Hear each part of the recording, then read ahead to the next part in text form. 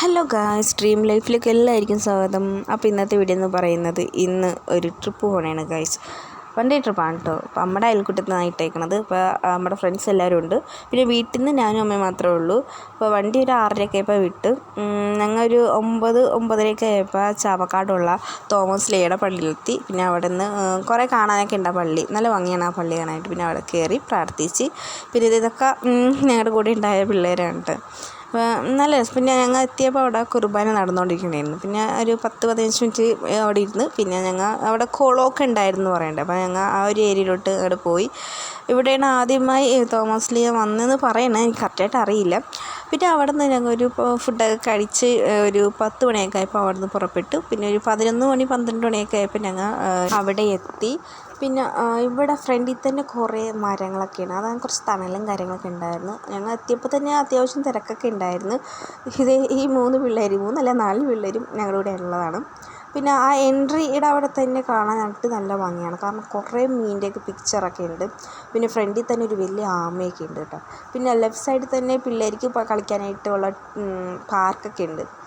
പാർക്കിൻ്റെ ഉള്ളിലൊക്കെ കയറാനായിട്ട് എക്സ്ട്രാ ചാർജ് മേടിക്കുന്നുണ്ട് കേട്ടോ അവർ. കറക്റ്റായിട്ട് എനിക്കറിയില്ല, അങ്ങോട്ടൊന്നും പോയില്ല ഞങ്ങൾ. പിന്നെ ചെറിയ പിള്ളേരൊക്കെ ഉണ്ടായിരുന്നു, പക്ഷെ ഞങ്ങൾ പോയാന്നറിയില്ല കേട്ടോ. പിന്നെ ലെഫ്റ്റ് സൈഡിൽ കാണുന്നതാണ് പിള്ളേരുടെ കളിക്കണ പാർക്ക്. കാണാൻ കുറേ സാധനങ്ങളുണ്ട് അവിടെ, ഇഷ്ടംപോലെ സാധനങ്ങളുണ്ട്. പിന്നെ അതിൻ്റെ റൈറ്റ് സൈഡിൽ തന്നെയായിട്ട് പക്ഷികളുടെ ഒരു സെക്ഷനാണ് ഇവിടെ. കുറേ പക്ഷികളുണ്ട് കേട്ടോ. ജസ്റ്റ് ഒന്ന് കയറിയെന്നുള്ളൂ. പിന്നെ ഇവിടെ അതിൻ്റെ ഉള്ളിൽ ചുറ്റിക്കറങ്ങി കാണാനായിട്ട് തന്നെ ഒരു 2.5 മണിക്കൂറെങ്കിലും വേണം. അത്ര കാര്യങ്ങളുണ്ട് ഇതിൻ്റെ ഉള്ളിൽ. പിന്നെ ഞങ്ങൾ ആദ്യം പോയത് അക്വേറിയം കാണാനാണ്. ആദ്യം ഞങ്ങൾ ടിക്കറ്റ് എടുക്കാൻ നിന്നു. തിരക്കൊന്നും ഉണ്ടായില്ല ടിക്കറ്റ് എടുക്കാനായിട്ട്. എനിക്കൊക്കെ ചാർജ് മേടിച്ചത് 400 ആണ്. പിന്നെ 60 വയസ്സിന് മേലുള്ള ആൾക്കാർക്ക് 350 പിള്ളേർക്ക് 250 അത് അവർ ഹൈറ്റ് നോക്കിയിട്ടാണ് അവർ മേടിക്കുന്നത്, ചാർജ് ചെയ്യണത്. പിന്നെ ഞങ്ങൾ ക്യൂ നിന്ന് കയറിയപ്പോൾ തന്നെ പരിചയമുള്ള കുറച്ച് മീനൊക്കെയാണ്. പിന്നെ കാറിൻ്റെ ഉള്ളിൽ എനിക്ക് അതിശയം തോന്നുന്നത് വേറെ ഒന്നുമല്ല, കാറിൻ്റെ ഉള്ളിലും ഓട്ടോറിക്ഷയുടെ ഒക്കെ ഉള്ളിലായിട്ട് മീൻ മറ്റേ ഗ്രീൻ, റെഡ്, ഓറഞ്ച്, പിങ്ക് അങ്ങനത്തെ കളറുള്ള ചെറിയ ചെറിയ മീനൊക്കെ ഇട്ടിട്ട് അതേ കാണുന്ന മീനൊക്കെ ഇട്ടിട്ട്, പക്ഷെ നല്ല ഭംഗിയാട്ടോ കാണാനായിട്ട്. പിന്നെ അടിപൊളി എന്ന് എനിക്ക് തോന്നിയത് ഇതുണ്ട്, ഓട്ടോറിക്ഷയുടെ ഉള്ളിലാണ് കാണുന്നത്. എല്ലാം എന്തത് സ്റ്റക്കായി നിൽക്കണ പോലെയാണ് ഫീൽ ചെയ്യണത്.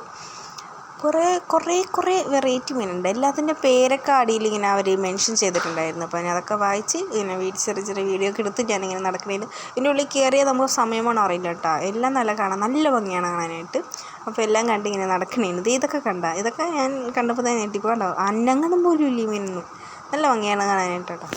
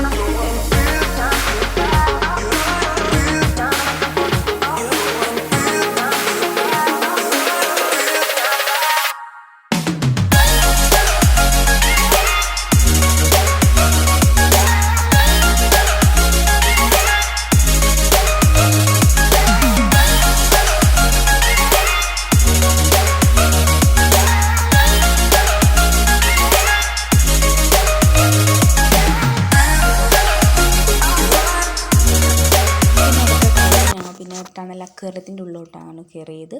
കുറച്ച് നീളമുണ്ട്, നല്ല ഭംഗിയായിട്ട് കാണാനായിട്ട്. ഇതിൻ്റെ ഉള്ളിലോട്ട് കയറിയപ്പോൾ ഒരു പ്രത്യേക ഫീലായിരുന്നു. പിന്നെ അക്വേറിയം ക്ലീൻ ചെയ്യാൻ 2 പേരുണ്ടായിരുന്നു, 2 സൈഡായിട്ടാണ് നിന്നേച്ചവർ.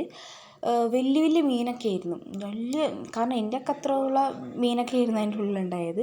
പിന്നെ അതിൻ്റെ ഉള്ളിലോട്ട് കയറിയപ്പോൾ ഒരു പ്രത്യേക ഫീലായിരുന്നു, കാരണം മുകളിൽ കൂടിയൊക്കെയാണ് മീൻ പോണ കാണുമ്പോൾ കടലിൻ്റെ ഉള്ളിലേക്ക് ചെന്ന പോലത്തെ ഒരു ഫീലായിരുന്നു എനിക്ക് കിട്ടിയത്. അപ്പോൾ ഇവർ ഹായ് ഒക്കെ കാണിച്ച്, ഞങ്ങൾ തിരിച്ച് ഹായ് കാണിച്ച്, നല്ല രസമായിരുന്നു. പിന്നെ പുറത്തിറങ്ങിയപ്പോഴാണ് ഈ ഒരു സംഭവം കണ്ടത്. ഫുഡ് ഫ്രീ ആണ്, കുറച്ച് തരുള്ളൂ അവർ. നമുക്ക് കയ്യിൽ ഇത്തിരി ഫുഡ് തന്നിട്ട് അവർ കൊടുത്തു കഴിഞ്ഞാൽ അവർ കൊത്തി കൊത്തി തിന്നും. നല്ല രസമാണ് കേട്ടോ. പിന്നെ രണ്ടാമത് അവർ തരില്ല. പിന്നെ അത് കഴിഞ്ഞ് കുറച്ച് അങ്ങനെ നീങ്ങി കഴിയുമ്പോൾ ഈ ഒരു സംഭവം, കാരണം കുറേ ഉണ്ട് അവിടെ. മെഹന്തി ഇടലുണ്ട്, പിന്നെ വാട്ടർ കളറും കൊണ്ടൊക്കെ നമ്മുടെ കയ്യിലൊക്കെ വരച്ച് തരും. അപ്പോൾ അവർ ഒരു പിക്ചർ കാണിച്ചു തരും, അപ്പോൾ നമുക്ക് ഇഷ്ടമുള്ളത് സെലക്ട് ചെയ്ത് അതേപോലെ അവർ ചെയ്തു തരും. അപ്പോൾ റോഷനിലെ ഡോഗിൻ്റെ പേരാണ് അവൾ കയ്യിൽ എഴുതിച്ചത്. നല്ല രസമുണ്ടായിരുന്നു കേട്ടോ, നല്ലപോലെ എഴുതി ചെയ്തിട്ടുണ്ടായി. പിന്നെ ഡാൻസൊക്കെ ഉണ്ടായിരുന്നു, നല്ല നല്ല രസമായിരുന്നു ഇവരുടെ ഡാൻസ് കാണാനായിട്ട്. കുറച്ച് നേരം അതൊക്കെ കണ്ടിരുന്നു. പിന്നെ മാജിക്കൊക്കെ ഉണ്ടായിരുന്നു.